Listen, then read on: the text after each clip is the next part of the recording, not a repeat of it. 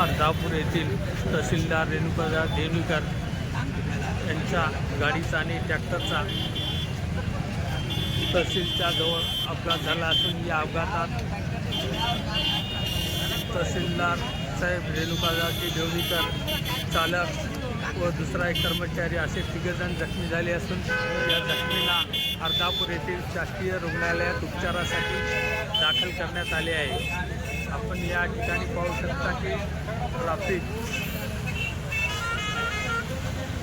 नांदेडहून जे शहरात जड वाहतूक जाणारी ती वळण रस्त्याने सुरू करावी अशी अनेक दिवसापासून जनतेची मागणी आहे।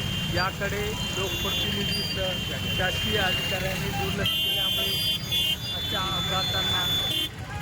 असे अपघात घडत आहेत। आता तरी याकडे शासकीय अधिकाऱ्यासह लोकप्रतिनिधी लक्ष देऊन अपघातमुक्त अर्धापूर करतील काय अशी चर्चा जनतेत होत आहे।